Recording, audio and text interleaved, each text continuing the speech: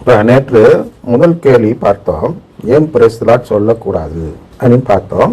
இப்போ இன்றைக்கு ரெண்டாவது கேள்வி என்ன பார்க்க இருக்கிறோம் என்றால், சாமி சரணம் அப்படின்னா நம்ம கத்தோலிக்க திருச்சபையில் சொல்லலாமா? இப்போ கத்தோலிக்க திருச்சபையில் ஏன் நம்ம சாமி சரணம்னு சொல்றதில்ல? சாமி சரணம் இந்த வார்த்தையை ஆய்வு செய்து பார்த்தால் எந்த தவறும் இல்லை.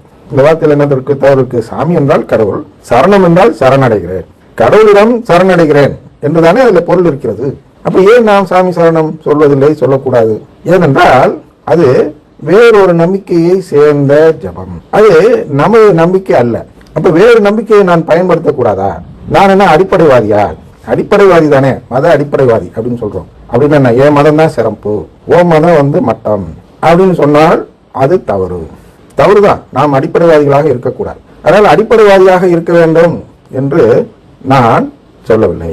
அதனால் சாமி சரணம் என்று நான் ஆக்சுவலா சொல்லணும், ஆனா சொல்ல மாட்டேன் என்று சொல்கிறேன். நம்ம எல்லா கத்தோலிக்கரும் சொல்கிறோம், சாமி சரணம் போய் நற்கரணை முன்னாடி நின்றுட்டு நற்கரணை பேழைக்கு முன்பாக இருந்து கொண்டு பீடத்துக்கு முன்பாக நின்று வேண்டிக் கொண்டிருக்கும் பொழுது நாம் நற்கரணை ஆண்டவரை பார்த்து சாமி சரணம் சாமி சரணம்னு சொல்வதில்லை.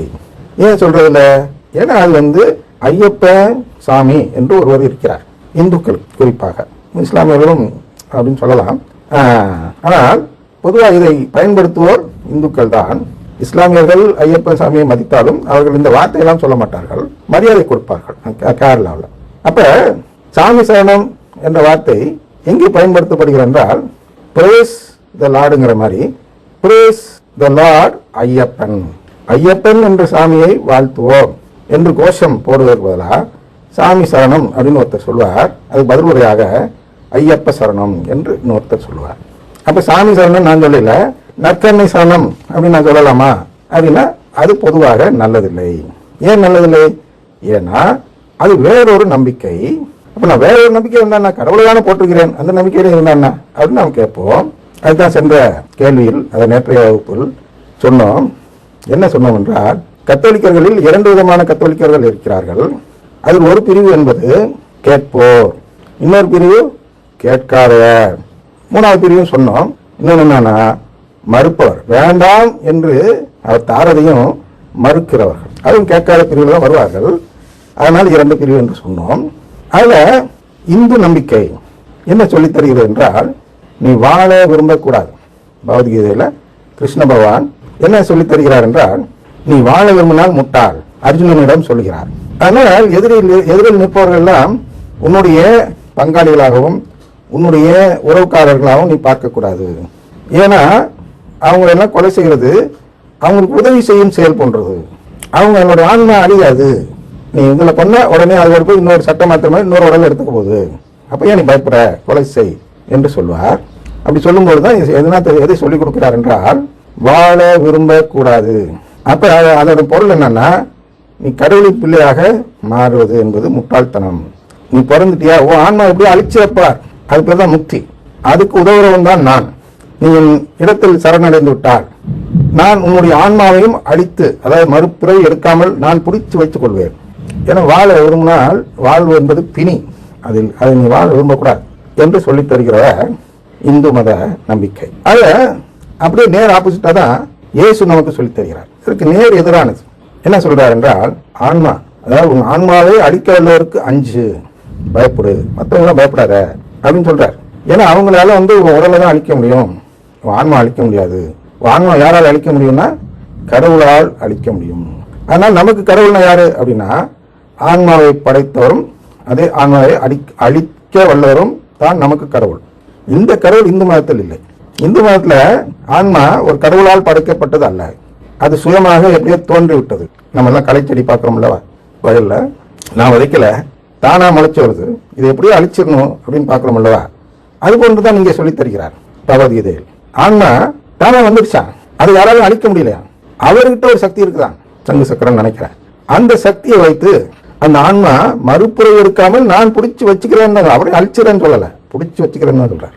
ஏசு என்ன சொல்றாருன்னா, ஐயா உனக்கு நான் ஆன்மா கொடுத்து விட்டேன், இந்த ஆன்மாவை வைத்து நீ வாழ விரும்பினால், தொடர்ந்து வாழ விரும்பினால், நித்தியத்திற்கும் நிலையாக வாழ விரும்பினால் நீ என்னிடத்தில் கேள், நான் உனக்கு அந்த வரத்தை தருகிறேன். அந்த வரத்தை பெற்றுக்கொண்டால் நீ என்னை போலவே, இயேசுவை போலவே ஒரு கடவுளாக வாழலாம். சிசிசி 460 இல்லையா என்று சொல்கிறார். அப்ப நான் அந்த நிலையை கேட்கக்கூடியவனாக இருந்தால் நான் கத்தோலிக்கன்.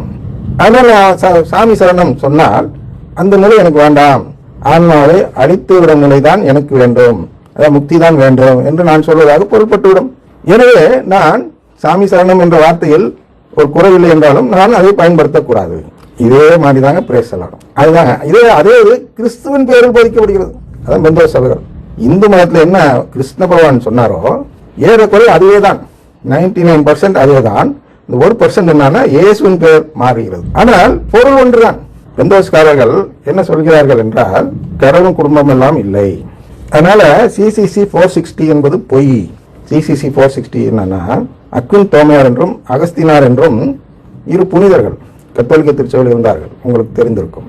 அந்த புனிதர்கள் அந்த கருத்தை அப்பட்டமாக சொல்லிடுறார். எல்லா புனிதர்களும் அந்த கருத்தை நம்பியவர்கள். ஆனால் இந்த கருத்தை அப்பட்டமாக நாம் கடவுளாக தான் மாறப்போகிறோம், கடவுள் இனமாக தான் மாறப்போகிறோம் என்று சொன்னதை தான் சிசிசி 460 சொல்லி மேற்கோள் காட்டி நம் திருச்சபையும் அதே கருத்தை சொல்கிறது. மீட்பு என்றால் நாம் எல்லாம் கடவுளாக மாறும் நிலை. அப்ப இந்த கடவுளாக எல்லாம் மாற முடியாது. கடவுள் அவருடைய குடும்பத்திலெல்லாம் நம்மளை சேர்க்க மாட்டார். கிறிஸ்துவின் பேர்ல சொல்றாங்க. என்ன சொல்றாங்க? நீ கிறிஸ்துவை நம்பினால், மற்ற சாமியெல்லாம் கும்பிடாம நீ கிறிஸ்துவை கும்பிட்டால் போதும், உனக்கு மோட்சம் கிடைக்கும். அப்பட்டமான பொய். ஏசு எங்கே அதெல்லாம் சொல்லலை. அவர் என்ன சொல்லிருக்க, அவர் கும்பிடலாம் அவனுக்கு கிடைக்க வாய்ப்பு இல்லைன்னு அது வேற சமாச்சாரம். கும்பிட்டால் கிடைக்கும் சொல்லல, அது தெரியும். அவர் சொல்றாரு ஆண்டவர் ஆண்டவர் சொல்றவனுக்குலாம் மோட்சம் கொடுக்க முடியாது. அப்படின்னா என்னை பார்த்து கும்பிடுறவங்களுக்கு தான் மோட்சம் கிடையாதுப்பா. நீ செயல்ல காட்டணும். எதை செயல்ல காட்டணும்? நீ என்னிடத்தில் இந்த நிலையை கேட்கிறாய், இந்த உறவை கேட்கிறாய் என்பதை நீ செயலில் காட்டினார். சொல்லா செயலா என்ற தலைப்புல வரும், பைபிள்ல படிச்சீங்கன்னா. சரியா? செயல்ல நீ காட்டினியா, அப்பதான் உனக்கு அந்த மீட்பு கிடைக்கும் அப்படின்னு நமக்கு தெளிவாக இயேசு சொன்னாலும் இவர்கள் என்ன செய்கிறார்கள் என்றால், இயேசுவை கும்பிட்டுட்டியா நீ ரட்சிக்கப்பட்டுட்டாய், ரட்சிக்கப்பட்டனால உனக்கு மோட்சம் என்ற ஒரு இடம் கிடைக்கும் அப்படின்னு சொல்றாங்க. அதனால அவங்க கோட்பாட்டில் தெளிவாக அவங்க என்ன சொல்றாங்கன்னா, டிவைன் ஃபீலியேஷன் என்பது இல்லை. நம்ம என்ன சொல்றாங்க கத்தோலிக்கதுலன்னா, ஃபீலியல் தத்தெடுப்பு அப்படின்னா உண்மையான உறவு கொடுத்து உண்மையிலேயே நம்ம எல்லாம் அவருடைய பிள்ளைகள் என்ற அந்த உண்மையான உறவு ஃபிலியல் அப்படின்னா, டிவைன்னா தெய்வத்தன்மை, இறைத்தன்மை. அந்த இறைத்தன்மை வாய்ந்த உறவு சந்தான தத்தெடுப்பு அப்படின்னு தமிழ்ல சொல்றாங்க, வழக்கத்தில் இல்லை. ஆனால் அது பொருள் என்ன என்றால், சந்ததியினர் என்ற முறை கிடைக்கும் தத்தெடுப்பு. தத்தெடுப்புல 2 விதம் இருக்கு. ஒன்று என்னுடைய வாரிசு என்ற முறையில் நான் தத்தெடுக்கிறேன், இன்னொன்று அவனுடைய நான் யாரை தத்தெடுக்கிறேன் அவனுடைய தேவைகள் எல்லாம் பூர்த்தி செய்து தரும் அளவுக்கு நான் தத்தெடுக்கிறேன் அப்படின்னு 2 விதமான தத்தெடுப்பு இருக்கிறது. அதுல இந்த பெந்தோஸ் சபை என்ன சொல்கிறது என்றால், பெந்தோஸ்னா இந்த கத்தோலிக்கர் அல்லாத மற்ற எல்லா சபைக்கும் பொதுவாக நான் கொடுக்கக்கூடிய பெயர் பெந்தோஸ் அப்படின்னு வச்சுக்கோ. ஏன்னா சீர்திருத்தவாதிகள் அப்படின்னு கூடுங்கள்லாம் சொல்றாங்க நம்முடைய, அது சரியான கிளாசிபிகேஷன் இல்லை. ஆனால் வேற பேர் வைக்க வேண்டியிருக்கு. ஏன்னா கத்தோலிக்கருக்குள்ளேயும் இந்த பெந்தோஸ்காரர்கள் இருக்கிறார்கள், அருங்கொடை இயக்கத்தினர்கள். அவர்களும் சேர்ந்ததுதான் இந்த இடம். எந்த இடம்னா ஒரு மோட்சம். அந்த மோட்சம் எப்படி கிடைக்குது?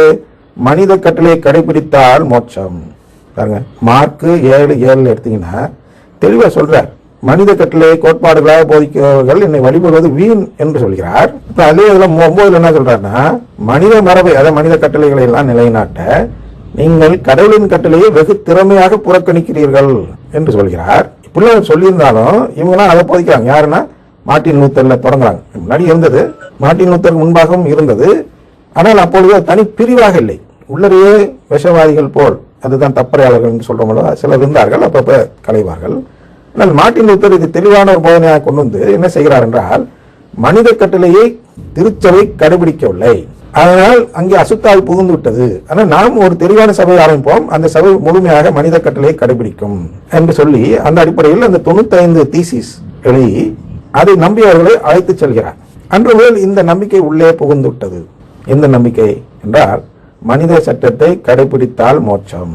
அப்ப இந்த நம்பிக்கை என்பது கத்தோலிக்க நம்பிக்கைக்கு நேர் எதிரானது. அப்படின்னா வெறும் கத்தோலிக்கன்னா கத்தோலிக்கன் பார்க்கக்கூடாது, இயேசு போதித்த நம்பிக்கைக்கு நேர் எதிரானது. அங்க சாமி சரணம் சொல்வோர் அதாவது இந்துக்கள் நம்பிக்கையும் இயேசுவின் போதனைக்கு நேர் எதிரானது.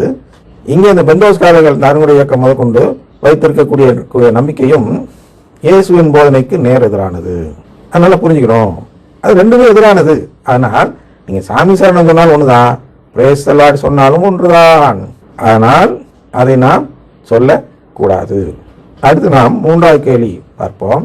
என்னென்றால் செம்மறியின் விருந்திற்கு பாட்டு பாடினால் ஏன் தப்பு?